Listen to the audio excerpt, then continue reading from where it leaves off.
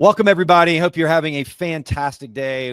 Excited to have another episode kick off here with super high takeaway value on our thought leadership series here, where I've had a chance over the last 25 years being a part of a number of different organizations and being highly involved in a number of different thought leaderships and masterminds to just intersect with some incredible folks with incredible insights.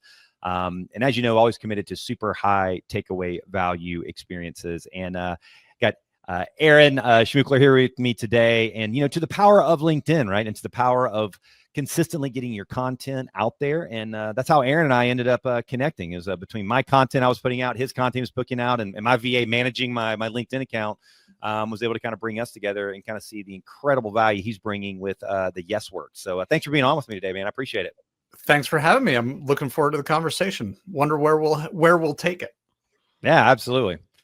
Well, Aaron, I'll kind of let him just kick off right now and kind of give his background and kind of just share his philosophy that very impactful, right, as you're looking for building teams and leadership and culture, and kind of share some of the key takeaways when he's sharing his content out there. All of you kind of know our background and world here at Outsource Access, and our journey, and it's been a phenomenal path ahead, and get a chance to intersect with so many different business leaders. We grew to 500 employees in 4.5 years, servicing 85 different industries, about 4 million hours of work. And it's been phenomenal being an integrated part of so many of our clients' teams, with our staff in the Philippines. And then one-on-one connections, and you guys heard, I've been kind of quiet about it for years. I've been running it as a project, and now we're kind of bringing it front and center. But it's kind of providing connections for member-based organizations and conferences.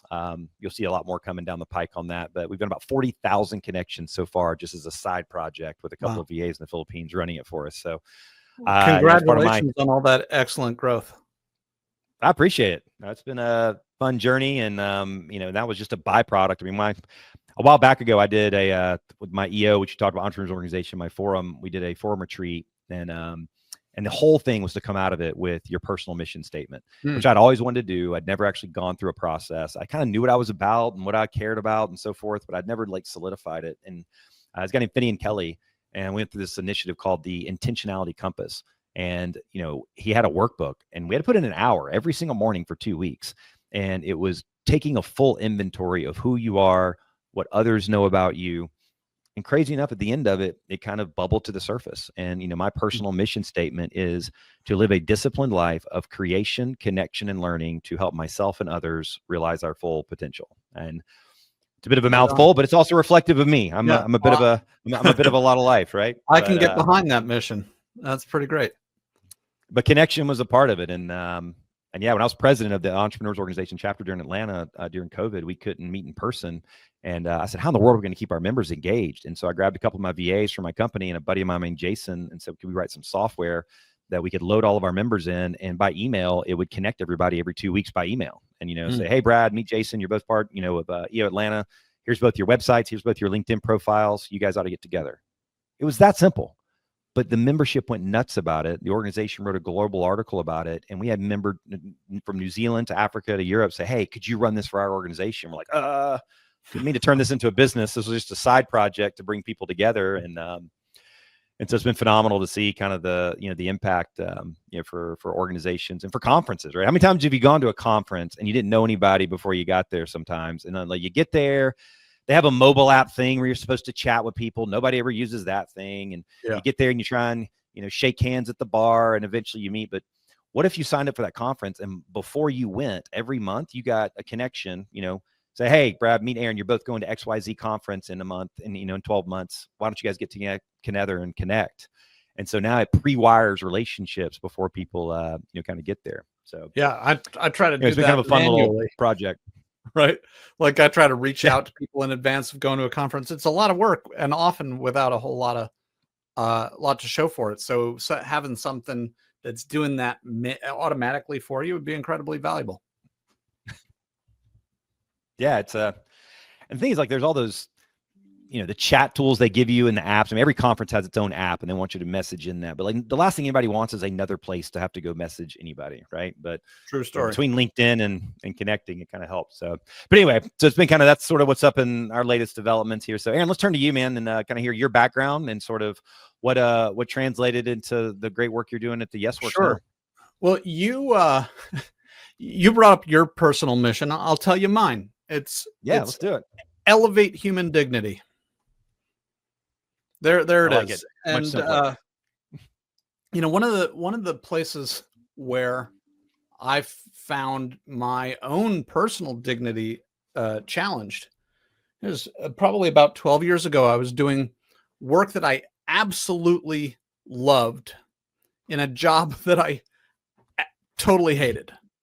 And then my wife told me she was pregnant, and that went from being something that was kind of a bummer to being something that was just completely intolerable. I could not stand the idea that I would be coming home every day and essentially teaching my daughter that work sucks, and that when you get home from work, you're drained, not only from work, but just emotionally tapped out. And so I did what anybody does when they've got a new kid on the way. I threw caution to the wind and I started a new company. Our company is called the Yes Works, and we're the folks that growth-driven leaders come to help build connected, adaptable, high-impact teams so that they can really get things going before momentum kills. Before status quo kills momentum. And really, if I were to sum that all up in a nutshell, we're helping make work good for people and make people good for work. And on brand there, right? That's right on the homepage. Exactly. And some people they have their statements and so forth, but it's not consistent, but right there on the homepage, helping growth-driven leaders build adaptable, high-impact teams before status quo kills momentum. So now that's like the length of my mission statement. So why don't could you unpack the components of that? I mean, if we were to kind of break that down, you guys obviously spend a lot of time kind of shaping that particular kind of USP. So yeah, well, we're touching a trap there, both at the beginning and at the end. Status quo is a trap, right? If we're not growing, then we're dying. And I don't necessarily mean growing our revenue or growing the size of our teams. I mean, we're adapting with what's coming, changing and developing. I think I'm not a big fan of the performance improvement plan, even though I run this company, I own this company, I'm on a performance improvement plan. So the PIP, as it's called, right? I'm trying to improve my performance. I'm trying to grow myself up as a human being so I can actually claim the adulthood that my age would indicate. So we're looking for growth-minded leaders. If you're satisfied with the status quo, basically, then we're probably not the company for you. You're probably not looking for us either, for that matter. And we're building connection on teams, helping them become adaptable, because there's no dignity in stasis. My personal mission: elevate human dignity. There's no dignity in stasis and attachment, right? What got us here won't get us there. That famous adage. And the high impact, right, is that we want people to leave work and feel proud of the work that they did in a day. I feel proud on my days where I've really had an impact. And I know I'm not unique in that. That's how we humans are wired. And so not only are we increasing people's capacity to have impact together because it's good for the businesses who hire us, but because that's going to send people home feeling proud and with elevated dignity, so that their kids can learn that, as I hope my daughter is learning, that there's grace in being able to make a contribution. So in our audience, I mean, it always learns best through, case study, kind of examples. And so obviously without any confidentiality being breached here, could you give a couple of just specific examples of kind of some teams that you engaged, that were in that broken place where, status quo was kind of setting in, and you were kind of able to kind of go break them free from that? Yeah. I'll go way back in time, and then I'll come to something a little more recently. So many years ago now, SOG Knives, the board hired a turnaround CEO, and he encountered some friction, some stuckness among his leadership team, which included the founder. And so there was a a difficult team dynamic. And there was also a lot of, we know what we're doing and it's been going fine, right? The other F word, fine. Yeah. And so the turnaround CEO and I connected on LinkedIn as well, just as you and I did. And he brought us in. We spent one morning with his leadership team, put them through a highly experiential training, half a day, where we highlighted 4 key principles of effective communication, collaboration, and leadership. And then Joe McSweeney is the name of the CEO at the time. He credits, among other things, the work that we did that morning with his team and some of the conversations that he and I had afterward, with his ability to turn that company around faster than he intended. He rang the bell and quit. I don't remember how early, but well ahead of the schedule that he intended. So that's bringing skills and principles to a team of really highly effective, highly excellent people, right? We're not generally working with horribly dysfunctional teams. We're working with teams that are on the cusp of a breakthrough. Another company here in the Pacific Northwest is a company of electricians called Canon with a K. And they had lost a bunch of people and they weren't sure, why are we having trouble hanging on to our electricians? Our competition is taking them. And that's a big issue. You got a bunch of friends that own that, even in the Southeast here. It is a constant, talent. And it is hard. Any of that technician space. Yeah.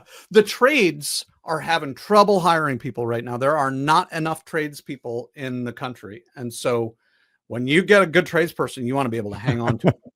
Oh, for sure.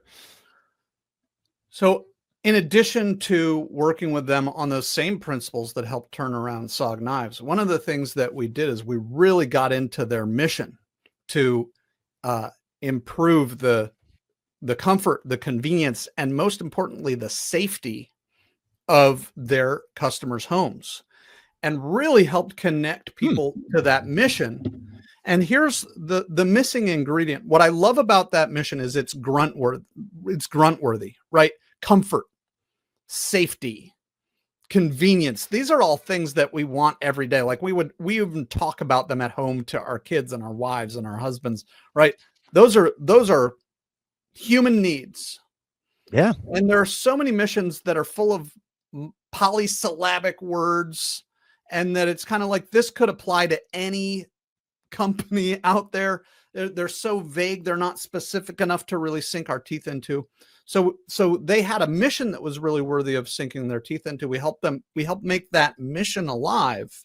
And then the missing ingredient that I mentioned a minute ago before is, if you think about sports teams, right? I grew up in near DC with the Redskins, now called the Commanders, right? And I don't know why we hated them, but we hated the Cowboys, right? There's something about having an adversary that really unites people. We have us versus them portions of our brains. And at Canon Electric, there was some us versus them that was internal, right? That your brain is going to occupy that us versus them territory with somebody, with something. And so it was easy to kind of think of the ownership and the leadership maybe as them, and here's us. And somebody else comes along and says, hey, would you like to get away from them and come over here? It's easy when the us versus them is internal. So we've given them a different adversary. We've worked with them to develop a different adversary. So now they're not only coming to improve convenience and comfort and safety, they are out there every day fighting the adversary of folks who have been abandoned by poor electricians, or even by circumstance, to faulty wiring, and that leads to future house fires. So they are out there every day combating future house fires. That's a bigger why. And it's a much bigger why. And it gives the us versus them portions of their brain that kind of tribal guttural impulse, something to do that's really constructive.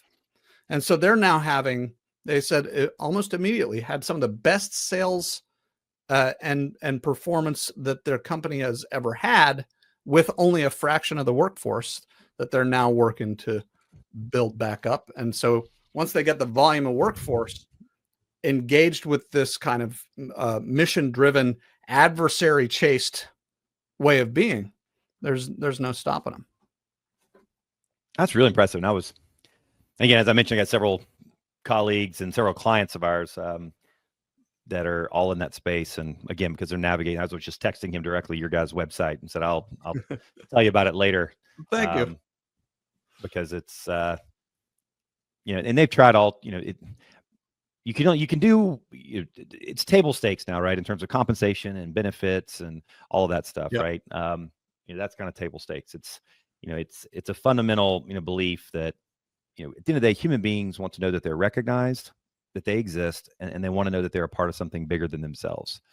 And as employers, we've got to nail that target, and so Right. giving them a bigger reason of why they're showing up every single day, beyond the basics. And we've subscribed to similar thing at Outsource Access of, in terms of alignment,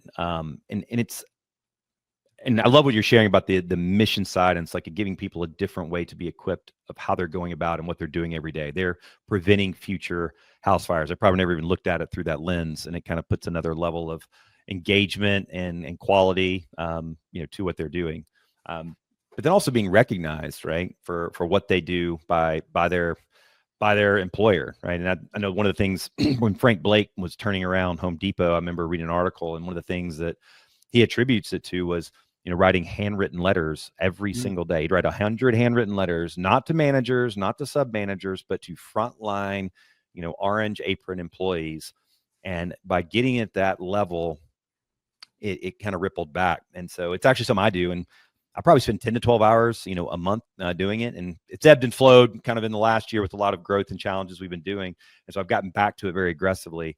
But it's writing welcome messages to every single, we were hiring 30 to 40 people per month for about a 2.5-year clip there. And I would write a personal welcome message to every frontline virtual assistant we were hiring in the Philippines. And in that country, most people have never gotten that, but certainly not in the Philippines, where the CEO is actually welcoming them and saying, hey, Jane, I saw that you've been joining Outsource Access. Super excited if you'd be a part of the team. I see you're working with so-and-so. We're committed to your health and your growth. Tell me about your kids. What's your favorite book? What's your favorite podcast? And I would just ask them about their life. And it was amazing. Absolutely. It probably gave me more energy than anything I did as a CEO. And I'd spend 10 to 12 hours like a month doing it, right? I would kick off the initial message, right? And I wouldn't admit, like, the initial message was kind of a copy and paste because it kicked things off, and I would kind of fill in their name and, our core values and so forth, but it kicked it off. And as soon as they responded back, then it began, an interactive personal dialogue. It's like, oh my gosh, I've never seen this before. Thank you so much. And I'm super excited to be a part of the team. And another way, it was a way for me, and I would not do it until after they've been with us for about a month, because I'm trying to see also, is our managers doing a good job of instilling our culture and our core values with them? And so I'll say, how are things going with your team leader? Hopefully you're getting the support that you need. And so it was an opportunity to validate that. And when they gave validation of that, I would screenshot that and then go do a direct message to the team leader and say, hey, Michael, just welcome Jane, and she gave you a great shout out, being an amazing team leader. Just want to, acknowledge you in doing so. And doing those welcome messages, it created a connection and engagement and loyalty from our staff right at the gates that was unmatchable. Well, I'm proud of you. I'm impressed with you for having done that.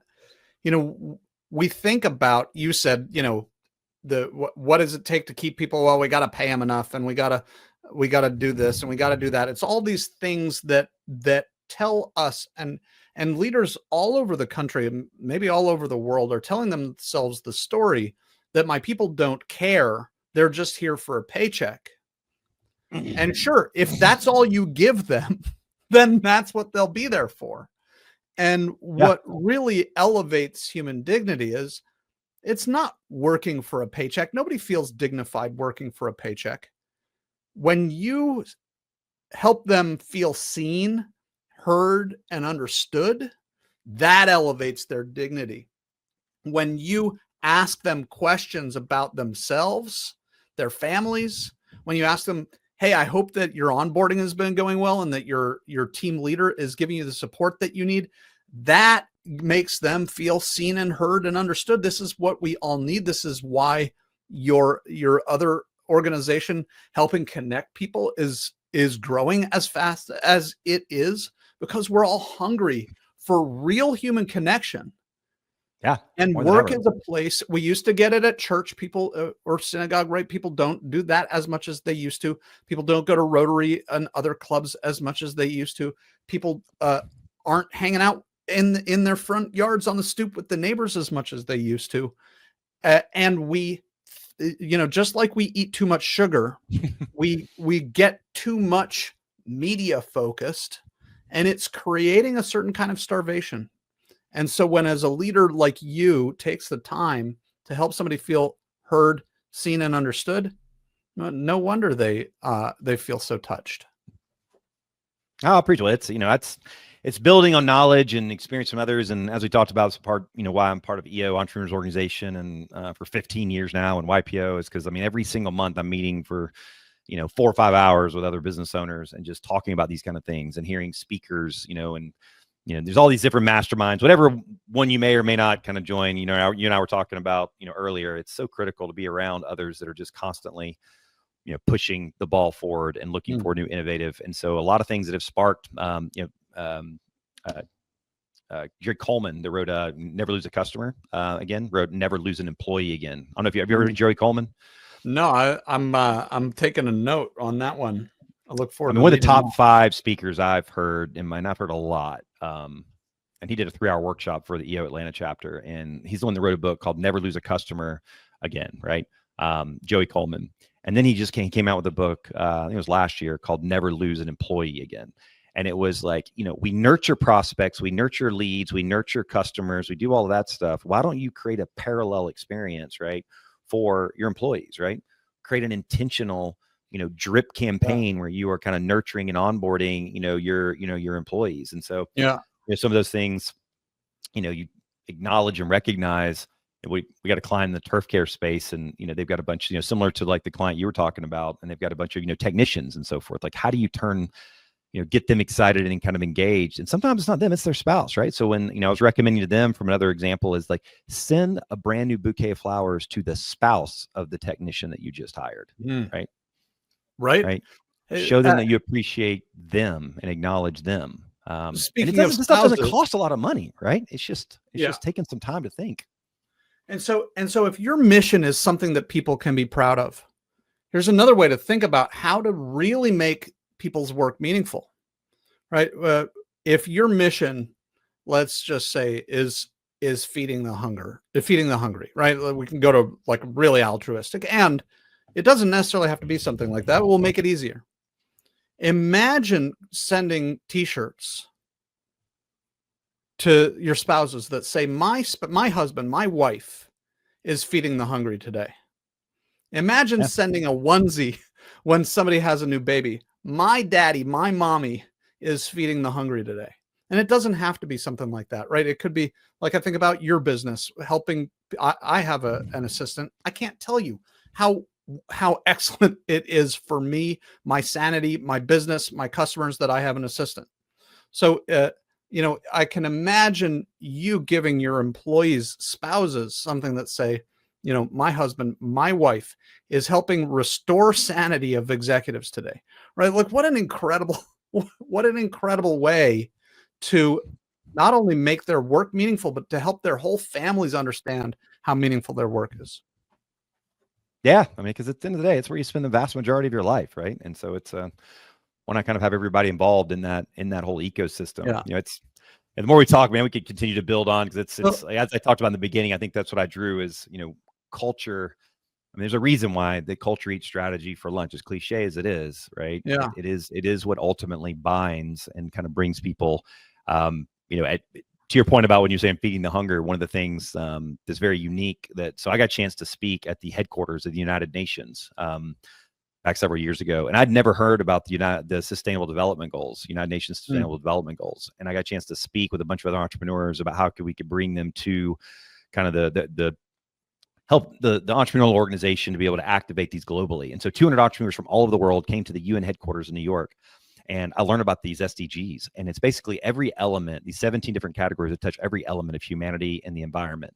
And so from learning that, came back to the point of people want to be a part of something bigger than themselves. So every single quarter, we survey our employees, not what my personal passion topic is, right? Because everybody has their own, but let my employees say, what do you care most about, right? And the SDGs are like, life on land, zero hunger, economic growth and development and so forth. So we let them vote, then we fund it. And so this is actually a video of actually having a bunch of kids measure their feet, like draw their feet on paper. And then we went and bought 100 pairs of shoes, and our staff went and delivered, to them. So how cool. Getting them involved in the ecosystem. And we even have a magazine, like we showcase our employees. It's only dedicated to our employees. We put all our employees on a magazine. We showcase them all throughout the entire magazine and showcase them. I remember you're sharing that with me on LinkedIn. How cool. Yeah. So it's just, as people are, seeing this being kind of a real culture episode of kind of ways that you can, and it doesn't cost a ton of money, right? And they've got to feel proud seeing themselves in print that way. And I know you wanted some real practical takeaways. Yeah. So one of the things that you were saying with respect to, or in reference to Jerry Coleman, we nurture leads. Yeah. Sometimes we nurture customers. I remember a comic, right, where somebody's having to decide whether they're going to go to heaven or hell, right? In heaven, everybody's sitting on clouds and playing harps. And in hell, everybody looks like they're having a grand old time. It's like a rock party. They're drinking and they're eating food and they're carousing, right? And so clearly he chooses hell. And in the next frame, everybody's just roasting in the fires, and there's all the partying, all the drinking, all the eating is gone. He says, "What's this?" When I was visiting, everything was a party. And they said, "Yeah, that's when you were a prospect. Now you're a customer." I love that story. I will use that one. We talk about exit interviews, right? You've decided to leave our company. We're going to interview you and find out why. Well, maybe you've heard of stay interviews. This is one step better, right? You're still here. Oh, let me interview once or twice a year and find out why you're still here. Better, still not very good. And the reason is, how long do you think it takes between somebody kind of considering maybe I'll go to I'm going to go look for something to I've got a job and I'm giving you notice? That could all happen in the course of a month. Yeah. So we recommend to our clients that everybody has a one-on-one with their direct supervisor every single week. And you don't have to have this kind of odd seeming stay interview, which feels, if you call something a stay interview, it feels like you want something from me. Instead, every once in a while, or every week or two in your weekly one-on-ones, ask questions like, what's making you feel proud? What would you like to develop? What's your favorite thing that happened at work this week? Who's been the most important support to you in this company this week? I'd love to celebrate them. Love it. What keeps you around, right? You can ask those questions. What keeps you coming back here every day? Why haven't you gone to find something else? You're such a valuable employee. You could do well anywhere. Why are you here? And sometimes ask the scary question. Mm-hmm. Something comes along tomorrow and it is way too good to resist. You would leave here tomorrow if this were to come around. What is that? And how can we give you some part or even all of that? What would make you that would make you leave tomorrow? So you're not doing a stay interview. You're doing a one-on-one that's about building a relationship, and you stay consistently and constantly aware of what keeps them here, what might tempt them away, and you're making them feel seen, heard, and understood. Incredibly rewarding at a mammalian, deep brain level. Now, those are, all right, listening, those are fantastic. I mean, these are they're just nuanced changes, right? I mean, pretty substantial, but this isn't stuff that costs you lots of money, right? This is stuff that just, you got to be intentional about, and we can get caught up in, those as business owners and entrepreneurs and growing and scaling, and you have the biggest heart in the world and want to do best, but at the end of the day, you just kind of lose sight of these things. And it's these nuances that just make a big difference. Like for myself, I got away from doing those welcome messages, right? I mean, I was doing them every single month, right? And I could just feel them. We started seeing some retention challenges, right? We started seeing some turnover issues, some overall. And it's like, when I was doing that, I was creating this established relationship right when they started, directly from the CEO, that had lasting staying power with them. Yeah. And when I wasn't doing that, right, it wasn't creating that retention staying power.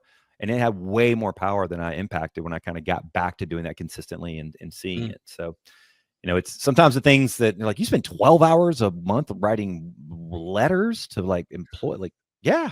Right? I mean, at the end of the day, you're the keeper of the culture, a lot of times from a CEO perspective. So that's fantastic. No, those are great.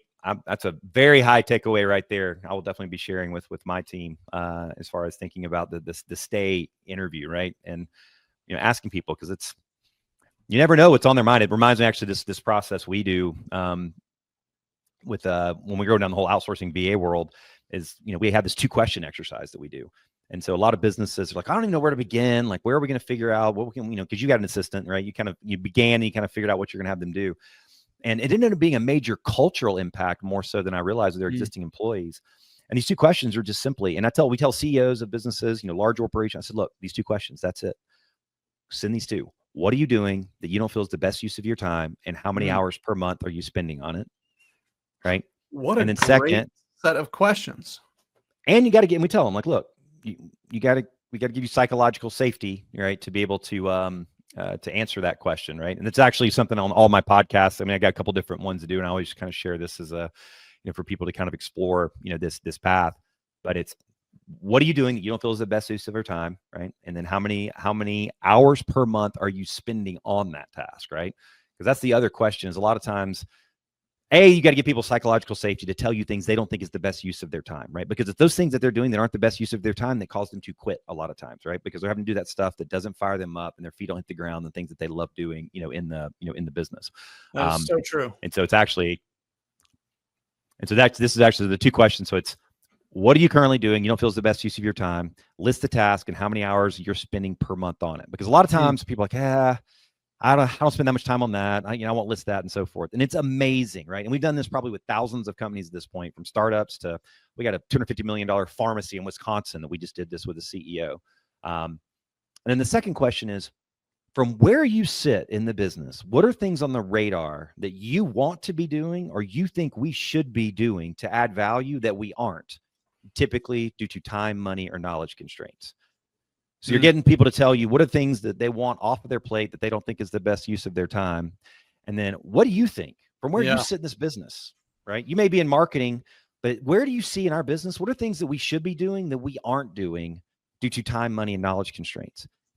And I tell you, Aaron, it's unbelievable every single time. Like that pharmacy we have the CEO, because normally you see these big companies are used to having these consultants in, they have these massive surveys and so forth. I'm like, it's just 2 simple questions. They send it. Every time they come back, and this is an organization that's been around for, I don't know, 50 plus years. Some of these managers have been there for 7 or 8 years, and they come back, and Jane has 28 items on the list. And the CEO is like, Jane, you've been with me for 8 years. You have 28 items on this list that you think we ought to do differently. Why did you never tell me? Well, you never really asked me. Right. Well, and I love that, because for 2 reasons. 1, you get valuable information. And 2, you say, and it isn't enough to say, because it's easy to say, hey, I respect you. You prove, hey, I respect you. Yeah. You're giving them voice. Yeah. I respect what you've got to say. And so, initially we were doing this just a way to figure out the constraint points so we could figure out how we could help them grow with, using offshore staff. But then the feedback we started getting with so many of our clients, I was at a YPO conference or dinner last night, actually. And a woman came up to me, because she saw me speak at an event where I just educated about this, and I talked about the 2-question exercise. And she goes, you know what? I want to tell you something. I took that 2-question. I'm the CEO of a $15 million logistics company. And I went to my COO and we did that 2-question deal. And I tell you, it was game changing for us. I've been with this woman for 10 years and she unpacked stuff for me just because I made it simple and easy. What do you want off your plate? What do you think we should be doing that we're not doing? No more complicated. Yeah. So it's pretty cool. Sometimes the simplest things are always the best a lot of times. So, all right. Well, awesome, man. Well, this has been great takeaways. And I knew you and I, when it came to culture and ideas, be able to riff on a number of different things, and look forward to staying in touch. And we'll share with everybody on the show notes. And actually, one other thing that popped in my head that I know you'd appreciate from a culture standpoint is, talked about when you're giving accolades to people in the business, right? So a lot of times we give accolades to people like, Aaron, hey, fantastic job. You crushed your numbers this month. You did great. Appreciate what you're doing. Keep up the hard work, right? Then we move on to the next person and we let it sit one way with you. Mm-hmm. And actually, Vern Harnish, you may have heard Vern Harnish started EO, wrote Scaling Up. He spoke at an event and he said, just do one small thing. Give that one way and then say, tell me how you did it. Mm. And just by doing that one additional element, because I would do that all the time. I got this massive chat board. When I hear great stuff from our staff and our clients say great things, I'll be like, hey, Jane, so-and-so said you did a great job supporting them as their VA, great job, and so forth. And would leave it at that. But the very next week after that, I started that. And I said, Jane, but tell us how you did it. How did you pull off such great results for your client? Aaron, people started writing novels. This young woman in the Philippines who grew up in a dirt village is working for us. She wrote a novel about how she was an absolute expert on Henry Ford. She had read every book about Henry Ford, all his philosophies, all his approach, and what he had done. And that's what inspired her and the work that she would do for clients. And How so fun. And so we actually created a How I Did It culture book. So we actually had our team, we would copy and paste that and put it into a massive culture book. So whenever we give people accolades, we say, tell us how you did it. And whatever their how you did it is, we copy and paste it. So when we use that as a book to share future, clients or employees, like, hey, our core values are this, but let me show you like them out in real life. Yeah. I started doing it with my kids, I'm normally like, Dog, did a great job hitting the softball. How'd you do it? Honey, how'd you pull it off? How'd you hit such a great one? Stories are the carriers of culture, right? It's Yeah. not telling people what to do or pointing to a sign on the wall. It's telling the stories that illustrate the culture. That's why these, ancient Grimm's fairy tales are still a part of our lives. Yeah. I mean, it's the only way knowledge got passed down with story is kind of parables and so forth, and kind of what people, capture and, lean on to. So, well, man, yeah, no, we could go on and on. There's so much great culture stuff, and I believe in it heavily, and it's a part of the fabric of who I am, and certainly can what you are. And so, I hope all our listeners here go check out YesWorks. I'll pull back up on the screen here, and Aaron's actually got a great survey. So if you go to theyesworks.com, I was asking him like, hey man, you got a great kind of assessment or tool people can kind of get some clarity and kind of take an initial step. So if you go to the yesworks.com. At our main page, down, you're not on our main page there. Oh, yeah. If you go to our main page. Yeah, go to the main page. Almost and all the way down at the bottom, there's a survey that says, have you aligned your leader's mind? And it's a great opportunity to look at your culture and how you are thinking about culture, and whether you're the way you're thinking about things. And we've talked about subtle shifts can make such a big difference. Have you made the right subtle shifts to bring your people together and have them inspired to do the best work of their lives?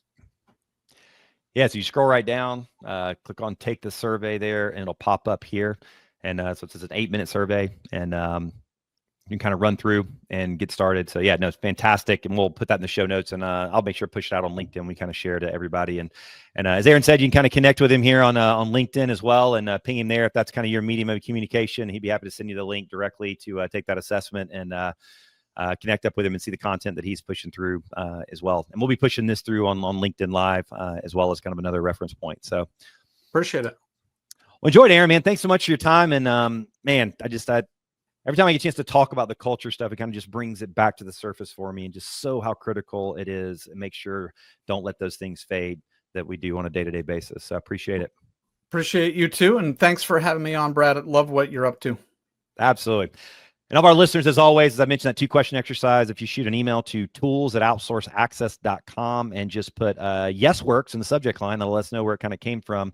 I'll send that a whole 2-question template process to you that you can take. And, like I said, even if you never outsource or do anything of that nature, it is a great exercise to do in the organization to give voice to your employees, to share What are things that are kind of sucking their time that may be on the verge of resignation, right? And what are the things that they think that you can be doing that you're not getting to, and let them have voice, that you respect and see them. Aaron was talking about. So shoot that email and we'll happy to send that to you your way. Take care, everybody. Appreciate you.